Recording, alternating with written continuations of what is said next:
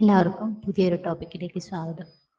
ഇന്ന് മറ്റേതൊരു ടോപ്പിക്കും എടുക്കുന്നതിനേക്കാൾ ഇമ്പോർട്ടൻസ് ആണ് അർജുനെ കുറിച്ച് പറയുന്നതിന്.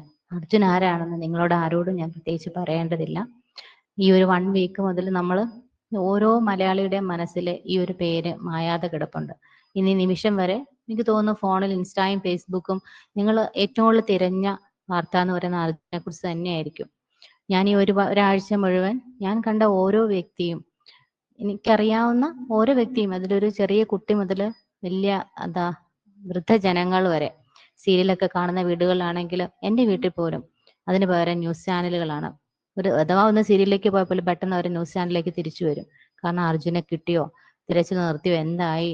അപ്പൊ ഇവിടെ ഇരുന്ന് നമ്മളിങ്ങനെ ഓരോ മലയാളിയും, അതിനിപ്പം ജാതിയോ മതമോ ഒന്നും വ്യത്യാസമില്ല, എല്ലാവരും എന്തായി. ഇതിപ്പോ കേരളത്തിലായിരുന്നെങ്കിൽ ശരിക്കും നമുക്ക് എങ്ങനെ പ്രതികരിക്കണമെന്ന് അറിയില്ല, എന്ത് ചെയ്യണമെന്ന് അറിയത്തില്ല.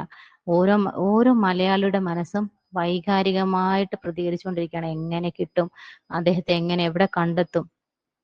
നമ്മൾ ഇത്രയും വിഷമിക്കുമ്പം ആ വീട്ടുകാരുടെ അവസ്ഥ ഓർത്ത് നോക്കിക്കേ, അവരെത്ര മാത്രം വേദനിക്കുന്നുണ്ടാവും.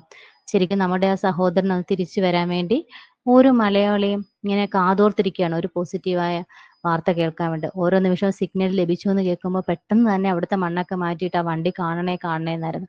ഇന്നലെ വരെ നമ്മളിങ്ങനെ പറയാം, വണ്ടിയൊക്കെ പെട്ടെന്ന് കിട്ടി, പുഴയിലേക്കാണ് ഇനി തിരച്ചിൽ അവസാനിപ്പിച്ചു എന്നൊക്കെ പറയുമ്പോൾ പ്രതീക്ഷകൾ മങ്ങിയാൽ പോലും എല്ലാവരും പോസിറ്റീവായിട്ടൊരു വാർത്ത കേൾക്കണേ, ആ വണ്ടിയിൽ ഒരുപാട് നാൾ ജീവിക്കാനുള്ള എല്ലാ ഫെസിലിറ്റീസും ഉണ്ട്, പെട്ടെന്നൊന്നും ആ വണ്ടിക്കൊന്നും പറ്റില്ല.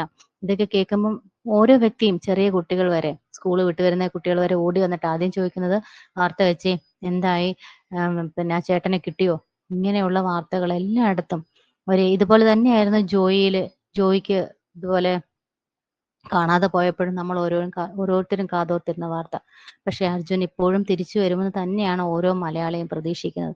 പക്ഷെ ഞാൻ ഈ ഒരു വീഡിയോ ചെയ്യാൻ കാരണം വെച്ചാൽ നമ്മുടെ നാടും മറ്റൊരു നാടും തമ്മിലുള്ള വ്യത്യാസം ഓരോ മലയാളിക്കും, നമ്മളെ കേരളത്തിലായതുകൊണ്ട് നമുക്ക് അഭിമാനിക്കാം. മറ്റൊരു സ്റ്റേറ്റിലേക്ക് പോയപ്പോൾ മാറിയ അവസ്ഥകള്, ഒരു മനുഷ്യജീവനം നമ്മൾ ഓരോ മലയാളികളും കൊടുക്കുന്നതിന്റെ 1/4 പോലും വില മറ്റൊരു സ്റ്റേറ്റിൽ ആരും കൊടുക്കുന്നില്ല. നമ്മളുടെ ഈ മലയാളികളുടെ ഒത്തൊരുമയും സ്നേഹവും കരുതലും ഇതൊന്നും മറ്റൊരു സ്റ്റേറ്റിലും കാണാൻ കഴിയുന്നില്ല. അതെന്താണ് അങ്ങനെയെന്ന് ചിന്തിച്ചു പോകുന്നു.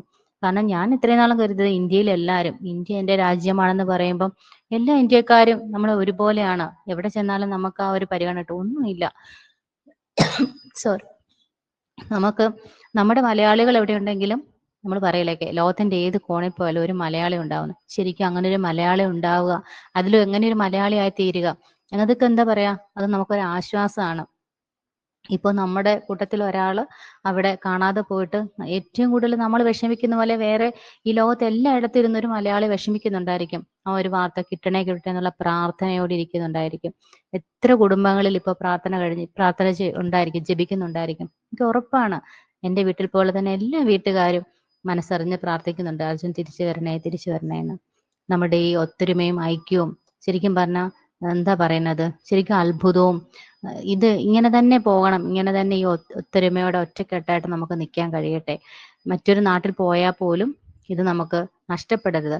ഇങ്ങനെ നമുക്ക് സത്യം പറഞ്ഞാൽ ആത്മാർത്ഥമായിട്ട് നമുക്ക് പ്രാർത്ഥിക്കാം, അല്ലാതെ നമുക്കൊന്നും ചെയ്യാൻ കഴിയില്ല. നമ്മുടെ ഭരണ സംവിധാനങ്ങളോ ഒന്നും നമുക്ക് ഇവിടുത്തെ പോലെ കേരളത്തിലായിരുന്നെങ്കിൽ നമ്മളിപ്പോൾ എത്ര പ്രക്ഷോഭങ്ങൾ കണ്ടേനെ അർജുന് വേണ്ടിയിട്ട്. നമുക്ക് അതുപോലെ മറ്റൊരു സ്റ്റേറ്റിൽ ചെന്നിട്ട് നമുക്ക് നമ്മുടെ അധികാരമോ അവകാശമോ ഒന്നും കാണിക്കാൻ കഴിയില്ല. ഇത്രയും ഫ്രീഡത്തോടെ നമുക്ക് മറ്റൊരു സ്റ്റേറ്റിൽ പോയി ഒന്നും ചെയ്യാൻ കഴിയില്ല. നമ്മൾ നിസ്സഹായരാണ്, നമുക്കൊന്നും ചെയ്യാൻ കഴിയാത്തൊരവസ്ഥ. എങ്കിൽ പോലും പ്രാർത്ഥനയിലൂടെ മാത്രമേ നമുക്ക് നമ്മുടെ മനസ്സുകൊണ്ട്, അല്ലെങ്കിൽ നമ്മുടെ പ്രാർത്ഥന അല്ലാതെ നമുക്കൊന്നും ചെയ്യാൻ കഴിയില്ലല്ലോ. നമ്മുടെ വാക്കുകളെല്ലാം നമുക്ക് പ്രാർത്ഥന അർപ്പിക്കാൻ മാത്രമേ കഴിയൂ. എന്തായാലും നമുക്ക് പ്രാർത്ഥിക്കാം, ഒരുമിച്ച് കാത്തിരിക്കാം. അർജുൻ തിരിച്ചു വരട്ടെ.